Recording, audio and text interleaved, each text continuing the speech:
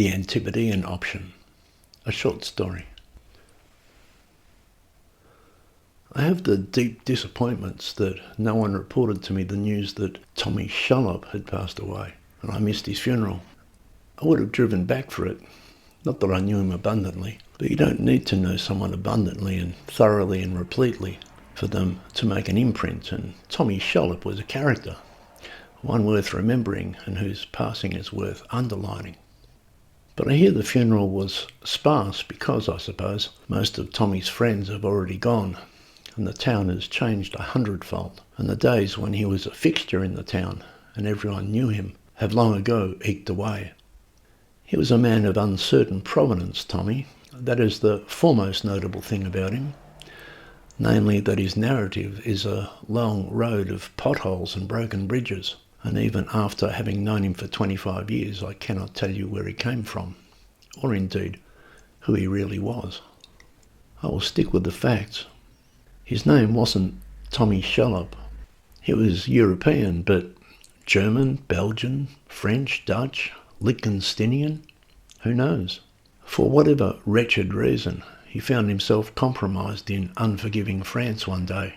It must have been something serious. And as a last resort, he joined the Foreign Legion. This, I suppose, was when he was in his 20s. And this is where he acquired the name Tommy Shullop. As he would relate it, they were standing at roll call, the new recruits. The man next to him dropped dead, on the spot, collapsed and died and never stood up again. But the roll call took no account. Suddenly, like it or not, he was given the dead man's name. It was printed on his papers, and he was Thomas Shullop thereafter. Whatever his name previous, under whatever dark cloud, on whatever passport, it disappeared in a vapour that he found fortuitous at the time. How later he found his way to a town in southern Australia I am not sure, except to say that it was a place for him to hide, because by then there were things that needed hiding from. It is an obscure corner of European civility, southern Australia, with the advantage of being as far from Europe as you can get. The local people, moreover, are not inclined to pursue checkered yesterdays, and Tommy proved easy-going. A further bonus that surprised him was that among the locals at that far-flung rustic corner in the old hard-wearing gold mining towns, he was actually counted as cultured, being continental, and it was a false perception upon which he liked to trade. For all of that, he was not uncultured, but I gather, this is the fact of it, he wasted his young adulthood in crime, and then jail, and then the Foreign Legion. You join the Foreign Legion in order to start your life again as a drastic measure, because there is nothing else for it, and to slip the wrath of French justice. But he was literate residually, and had picked up a surprising measure of history in his misspent years. He rented a small miner's cottage, unpainted and unkempt, on Dickerson Street. I only lived there in all the time I knew him, and kept a wood stove and sat by it reading. He was contemptuous of anything modern, though. You wondered what accent was that, French, German, Dutch? He only read the classics, Homer, Virgil, Thucydides. Not that he brought any scholarly command to it, but he liked to plod through those texts and talk them over, and it was a badge that he wore, that he knew the names of ancient heroes and kings. The only evidence of his past was an old rifle, maybe from the French Foreign Legion, but a European firearm, not regulation Australian, which was not a functional weapon any longer, which is probably how he was able to bring it with him into the country, a souvenir. One time when I was at Tommy's, and we were discussing Virgil and the episode of Dido, which he liked, and we were considering whether the curse of Dido fell on Rome, when a loose cannon arrived named Dave Stiegler. He was a local I avoided, but Tommy had business with him of some dimension, possibly contraband, and when Dave arrived, he was agitated. The impasse ended with Tommy reaching for his rifle. "Get real, Tommy," said Dave. "It doesn't even shoot," at which Tommy took the brown butt of the weapon and slammed it down on Dave's foot, unprotected that morning in cheap Target flip-flops, thongs. It did damage. Dave went to the gendarmes. assault. I was a witness. 2 gendarmes came to my door. Did I see Tommy wield a weapon? No, I didn't see a thing. But what I did see is that for all his easygoing presentations, he was a mean motherfucker, a man with some distinct red lines, capable of thoroughly classical exploits. It was after smashing Dave Stiegler's foot with the souvenir rifle that Tommy, in reference to the Dido episode, said, "You know there was a senator in Rome, old Cato, who ended every speech with the words, 'Carthage must be destroyed.'" His politics was anti-colonial, leftist in an old world way, and he had a soft spot for Algeria. It had nothing to do with Dave, except to say that Tommy, like Rome, was not to be messed with. This is to give the wrong impression though. 99% of the time, a visit to Tommy's miner's cottage on Dickerson Street was cordial, with cups of tea and classical allusions. I mention the gun because, according to what I hear, it was placed in his grave, which is an attachment I don't understand, not having ever been any sort of military man. Most likely Tommy would have liked the gesture, but I think it is not a substitute for a well-attended funeral, with all those whose dusty mining town lives Tommy gave a European sprinkle. He dressed differently to everybody else. A vest, a shirt, leather shoes. No one in those towns wears a vest, a shirt and leather shoes.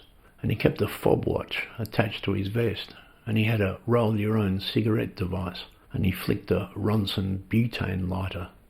These things were possibly buried with him too, I don't know.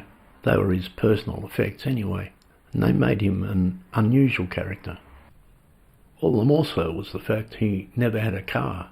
To say you don't have a car in a southern Australian mining town is like declaring yourself a Martian. Tommy walked everywhere.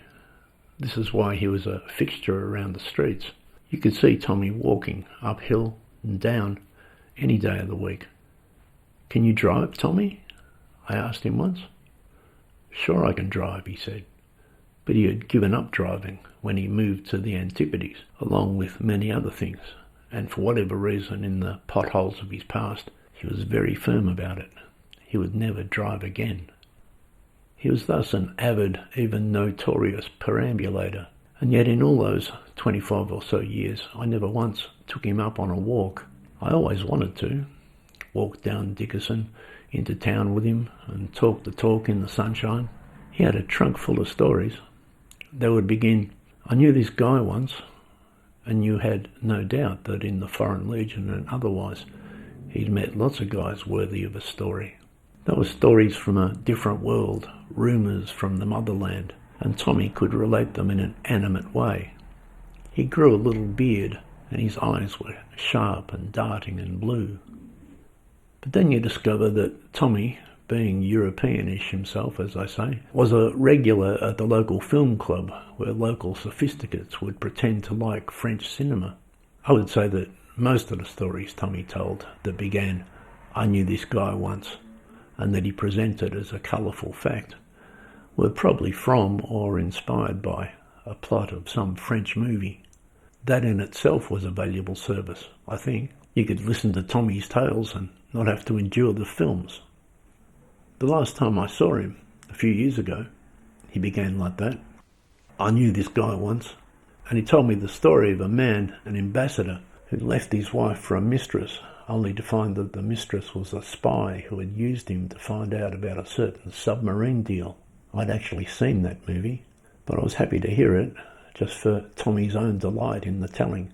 That had become his station in life.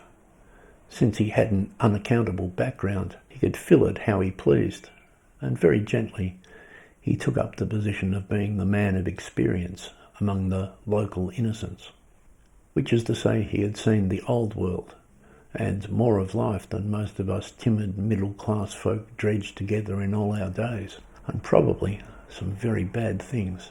You can tell people who have seen bad things. It is hard to hide. Sometimes you will have to hide on the other side of the planet. When Tommy makes you a cup of tea on a southern Australian morning and asks you if you want one of his weird continental cakes, you might remind yourself that he'd slit your throat without hesitation if he had to. Probably. On the other hand, not to give the wrong impression, he was a peaceful presence, wandering around town, uphill and down, every day, over decades, and he knew everybody and everybody knew Tommy. But as I understand it, his funeral never said any of that. Dave Stiegler, the loose cannon, is long gone, which is not a huge loss, but one by one the old crew disappeared. In the end, in his final years, Tommy walked the streets with a walking cane and nobody knew him. And he must have seemed the strange old guy with tobacco stains who shuffled along Dickinson Street every day. He lived a huge amount of life's reckless drama compacted into his young days. Then he took the Antipodean option.